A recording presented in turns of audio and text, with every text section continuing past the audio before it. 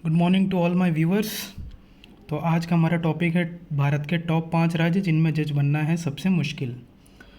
तो व्यूअर्स, आपने कभी ना कभी जुडिशरी अटेम्प्ट करते हुए या ड्यूरिंग योर प्रिपरेशन डेज दोस्तों के साथ या आपके मन में कभी ये सोचा होगा, आपने थॉट आया होगा कि आखिर किस स्टेट की जुडिशरी सबसे मुश्किल है, कौन से स्टेट की जुडिशरी अटेम्प्ट की जाए, किसे छोड़ी जाए।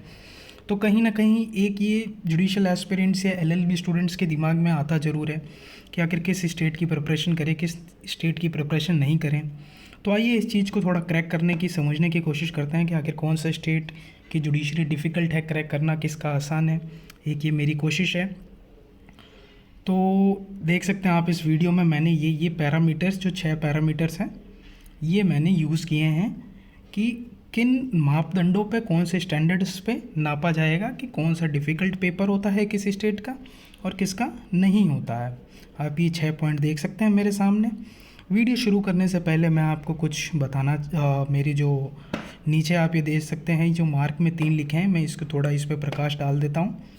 पहला कि ये मेरी पर्सनल ऑब्जर्वेशन है। देखिए, आपका ओपिनियन, किसी और का ओपिनियन मेरे ओपिनियन से अलग हो सकता है। मुझसे कुछ छूट गया हो, कुछ स्किप हो गया होगा। तो मैंने बस मेरी ये कोशिश है ताकि लोगों को पता चले। दूसरी बात कि इसमें सारे स्टेट कवर्ड नहीं है, जो भी मेजर जनरली जो पॉपुलर जुडिशरीज़ हैं उनके बारे में मैंने कोशिश की है। तीसरा, ये सिर्फ लोअर जुडिशरीज़ के लिए ही है, इसमें हायर जुडिशरी की बात नहीं की गई है। ये चीज़ मैं क्लियर कर देता हूँ।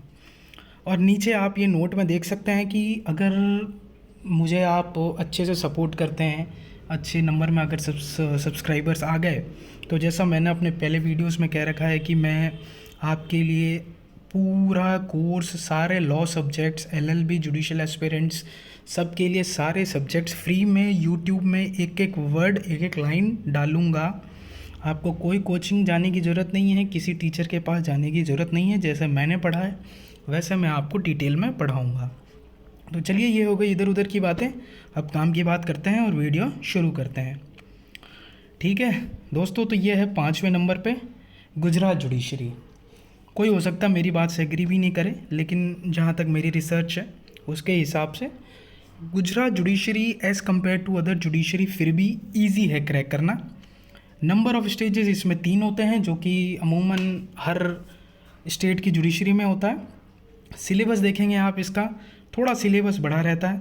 अप्रॉक्सीमेटली 15+ लॉ सब्जेक्ट्स आते हैं। हो सकता है साइड में 2-3 सब्जेक्ट्स और हो या जीके वीके हो, एग्जैक्ट मैं कवर नहीं कर पाया।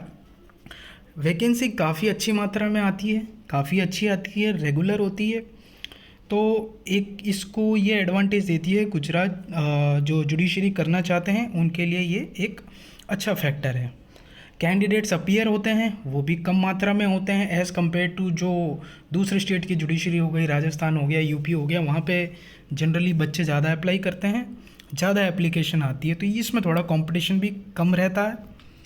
डिफ़िकल्टी, अगर एग्ज़ाम की डिफ़िकल्टी की बात करें तो एग्ज़ाम कोई ज़्यादा डिफ़िकल्ट नहीं होता है। पेपर इसका बहुत ईजी आता है, अगर आपने एनालाइज़ किया होगा तो। मतलब थोड़ा कभी कभी डिफ़िकल्ट, कुछ क्वेश्चंस डिफ़िकल्ट आ गए, बाकी अमूमन एकदम डायरेक्ट क्वेश्चंस होते हैं बेयर एक्ट से। अब बात यह है कि इसमें जो सबसे बड़ी डिफ़िकल्टी है वो है नॉलेज ऑफ गुजराती। अब इन्होंने पेपर का पैटर्न चेंज कर दिया है, पहले नहीं होता था, लेकिन अब प्री में भी गुजराती पूछने लग गए हैं। अगर आप गुजरात से हैं या आपको गुजराती पे अच्छी कमांड है तो जीजेएस से आसान चीज़ आपके लिए नहीं हो सकती। दूसरी बात, ये ट्रेंड देखा जा रहा है कि जैसे मान लीजिए 200 सीट्स अगर आई है तो वो सिर्फ उनको एलिजिबल कैंडिडेट्स होते हैं, चाहे उनको 25 सिलेक्ट करने हो, 200 में से 30 करने हो, 50 करने होते हैं, वो उतने ही स्टूडेंट सिलेक्ट करते हैं। जीजीएस में ऐसा नहीं है कि 200 वैकेंसी आई है तो 200 सीट्स पे सारे के सारे सिलेक्ट होंगे। ये एक देखा गया है जीजीएस में, एक ये यूनिक बात है। But comparatively as compare to other states, GGS is quite easy to crack. अब देखिए, चौथे नंबर पर मध्य प्रदेश और छत्तीसगढ़ जुडिशरी। इनकी भी स्टेजेस 3 होती है, जैसा ये आपको हर पॉइंट कॉमन मिलेगा। सिलेबस इनका ज़्यादा बड़ा नहीं कह सकते हैं as compare to other state judiciary. Syllabus इनका एक एवरेज सिलेबस होता है, ज़्यादा 10 से 12 लॉ आते हैं। वैकेंसी भी रेगुलर आती है, ये ऑब्ज़र्व किया गया है विशेष करके एमपी में। हर साल में पिछले 4-5 साल से रेगुलर आ रही है, अच्छे नंबर में आ रही है। और जो कैंडिडेट भी अपीयर होते हैं वो ज़्यादा मात्रा में नहीं आते हैं, ज़्यादा एप्लीकेशंस नहीं आती है। अगर जो दूसरी जुडिशरी से कंपेयर की जाए तो ये कंपैरेटिवली एक एज देता है, ज़्यादा ये एग्ज़ाम का डिफ़िकल्टी लेवल थोड़ा कम करता है। पेपर भी मैं ये नहीं कहूँगा कि बहुत ज़्यादा इजी आता है या बहुत ज़्यादा डिफ़िकल्ट आता है। पेपर का level generally easy to moderate ही रहता है। कुछ कुछ क्वेश्चन होंगे जो पेपर को डिफ़िकल्ट बना देते हैं, नेचुरल सी बात है। 100 में से कुछ क्वेश्चंस तो आपको ऐसे मिलेंगे ही जो थोड़े डिफ़िकल्ट पेपर को बना दे। बाकी जनरली पेपर इसका इजी रहता है, थोड़े डायरेक्ट क्वेश्चंस रहते हैं। पर इसमें एक अलग से पेपर होता है दोस्तों, वो जो issue framing, judgement writing, order writing का एक पेपर होता है, वो थोड़ा एक एक्स्ट्रा एक जुडिशियल एस्पिरेंट्स को तैयारी करके जाना होता है। तो अगर आपको एमपी छत्तीसगढ़ क्रैक करना है तो आप ये चीज़ दिमाग में रख लीजिए कि आपको issue framing, judgement writing, order writing पर जोर देना पड़ेगा, उसको इन डेप्थ पढ़ना ही पड़ेगा। उसके बगैर आप एमपी छत्तीसगढ़ की जुडिशरी क्रैक करना आपके लिए बहुत मुश्किल हो जाएगा, ना के बराबर हो जाएगा। तो इस पॉइंट को दिमाग में रखिए। अब आते हैं तीसरे नंबर पर। देखा जाए अब आरजेएस, इसमें भी नंबर ऑफ स्टेजेस 3 है, प्री मेंस इंटरव्यू। सिलेबस ना ज़्यादा बड़ा है ना ज़्यादा छोटा है, कुछ 15 से 17 लॉज आते हैं इसमें। पर आरजेएस में दोस्तों सबसे बड़ी जो मुश्किल चीज़ है वो है कि इसकी वैकेंसी रेगुलर नहीं आती है। पिछले 4-5 सालों में देखा गया है कि जनरली आरजेएस में 1.5 से 2 साल के बीच में आती है वैकेंसी, और वो भी ज़्यादा अमाउंट में नहीं आती है। 100, 120, 140 ऑन एन एवरेज कैंडिडेट्स के लिए वो इतने ही जज सिलेक्ट करते हैं, इतने के लिए ही वैकेंसी आती है। अब बात की जाए number of candidates who appears in the exam, तो मेरे दोस्तों ये इसमें आरजेएस में बहुत ज़्यादा एप्लीकेशन आती है। अगर मान लीजिए आप 100 सीट्स आ रही है तो आप इसमें मानिए 60 to 70,000, 75,000 अराउंड तो बच्चे फॉर्म भरते ही भरते हैं। ये आरजेएस को सबसे ज़्यादा डिफ़िकल्ट एग्ज़ाम बनाता है, ये मेरा पर्सनल एक्सपीरियंस भी है। पेपर का अगर आप देखेंगे तो इजी नहीं होता, एवरेज से लेकर के डिफ़िकल्ट होता है। क्वेश्चन थोड़े यूनिक टाइप के आते हैं, क्वेश्चंस रिपीट भी बहुत कम होते हैं आरजेएस में। पर जो इस पेपर को थोड़ा सा डिफ़िकल्ट बना देती है दोस्तों कि अगर आप इंटरव्यू में गए तो आपसे राजस्थान की जीके ज़रूर पूछी जाएगी। तो जो भी बाहर के कैंडिडेट्स हैं राजस्थान की जीके ज़रूर करके आएँ तैयार, स्पेशली इंटरव्यू में, क्योंकि राजस्थान की जीके अपने आप में बहुत ज़्यादा वास्ट है। राजस्थान की history, culture, art, literature, geography बहुत ज़्यादा वास्ट है। तो ये जो दूसरे स्टेट्स के बच्चे होते हैं जो जनरली आरजेएस अटेम्प्ट करने आते हैं, उनके लिए ये सबसे बड़ा डिफ़िकल्टी की चीज़ होती है। अगर आपने इस पे पार पा लिया तो समझ लीजिए आरजेएस आपके लिए बहुत ज़्यादा आसान हो जाएगा, स्पेशली आरजेएस का इंटरव्यू। दूसरी बात, जैसा मैंने बोला, आरजेएस में कंपटीशन बहुत ज़्यादा होता है as compare to other judiciary. हो सकता है कि आप आरजेएस को नंबर 2 पे रखना चाहें, नंबर 1 पे रखना चाहें। जनरली जो बच्चे होते हैं जिस स्टेट के होते हैं उनको अपनी जुडिशरी, ऐसा टेंडेंसी होती है कि उनको अपने स्टेट की जुडिशरी डिफ़िकल्ट लगती है। आप कमेंट करके ज़रूर बताएं मुझे कि आपके हिसाब से सबसे डिफ़िकल्ट जुडिशरी कौन सी है और क्यों है। मेरे से अलग भी ओपिनियन हो सकता है आपका, तो आप कमेंट ज़रूर करें। आगे बढ़ते हैं, देखते हैं नंबर 2 पर कौन सी है। तो दोस्तों नंबर 2 पर है यूपी, बिहार, हरियाणा। मैंने इनको एक साथ रख दिया है क्योंकि इनका थोड़ा बहुत सिमिलर नेचर है। मैं चाहता तो इनको अलग अलग भी कर सकता था, बट वीडियो बहुत ज़्यादा बड़ा हो जाता, आप भी बोर हो जाते, तो मैंने सोचा इसको साथ में ही रख दें। आप आरजेएस को भी रख सकते हैं 2 नंबर पर मेरे ख्याल से वो 3 नंबर पे ठीक है, क्योंकि उत्तर प्रदेश, बिहार में, हरियाणा में कुछ डिफ़िकल्ट बातें हैं। इनका जो सबसे बड़ा डिफ़िकल्टी जो इनमें आती है वो है इनका लेंदी सिलेबस। ठीक है, इनमें एक तो लॉ सब्जेक्ट्स बहुत सारे हैं, प्लस जीके भी पूछी जाती है। ऐसा बात नहीं है कि जीके दूसरे स्टेट जुडिशरी में नहीं पूछी जाती, बट इनमें जीके की इम्पोर्टेंस बहुत ज़्यादा होती है। वैकेंसी भी एवरेज आती है।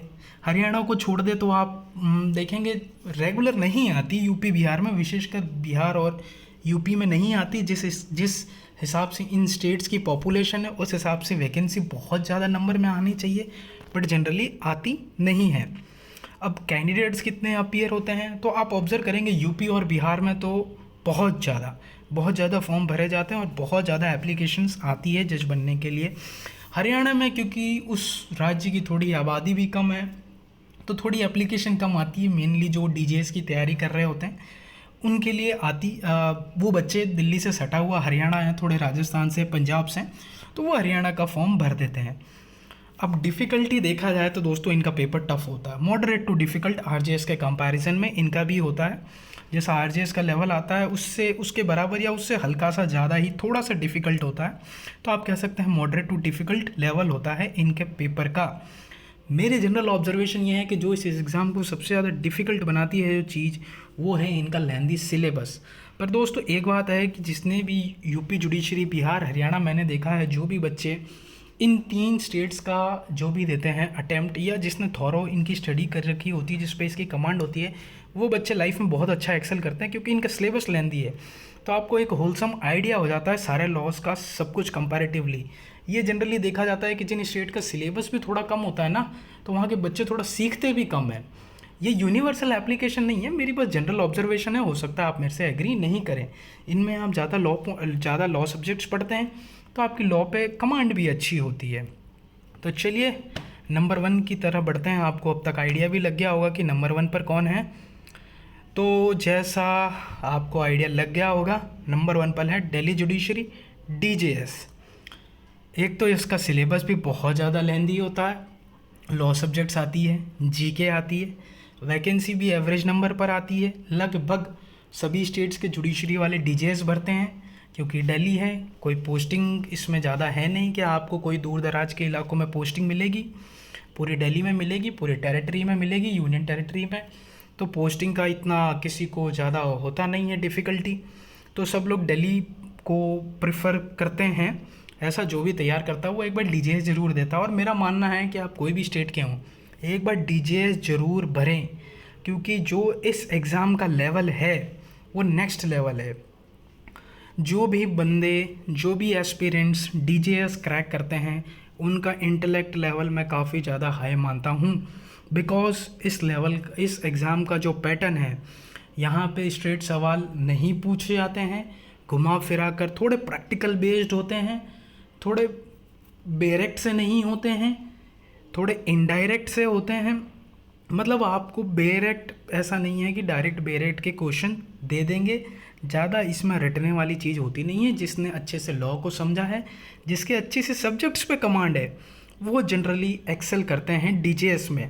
पेपर का लेवल नो डाउट डिफ़िकल्ट होता है, जो इस स्टेट को आई थिंक इंडिया का सबसे डिफ़िकल्ट जुडिशरी बनाता है। साउथ की स्टेट की मैं बात नहीं कर रहा, साउथ की स्टेट्स की जुडिशरी का मैंने एनालाइज नहीं किया। जनरली साउथ की स्टेट्स की जुडिशरी थोड़ी कम डिफ़िकल्ट होती है क्योंकि वहाँ पे लैंग्वेज बैरियर होता है, पूरे इंडिया के बच्चे अप्लाई नहीं कर पाते हैं, रीजनल लैंग्वेज का वहाँ पे जोर दिया जाता है। बट जो नॉर्थ में जो भी मैंने स्टेट्स कंपेयर किए हैं उनमें DJS one of the most difficult exam to crack है। आप डीजेएस क्रैक करिए, आप बहुत ही अच्छे, माना जाएगा कि आप बहुत ही अच्छे पढ़े लिखे, आपने लॉ को इन डेप्थ में समझा है। तो वीडियो को यहीं ख़त्म करते हैं, ज़्यादा एक्सटेंड नहीं करूँगा, आप भी बोर हो जाएंगे। अगर आपको ये वीडियो अच्छा लगा तो आप इसको लाइक कर सकते हैं, सब्सक्राइब कर सकते हैं, और जैसा कि मैंने बोला, अगर आप अच्छे नंबर में सब्सक्रिप्शन करते हैं मेरे इस चैनल को, तो मैं और भी पूरा लीगल कोर्स लेकर के आऊँगा, एकदम अच्छे से एक एक शब्द पढ़ाऊँगा आपको। ठीक है viewers, okay bye, till then take care.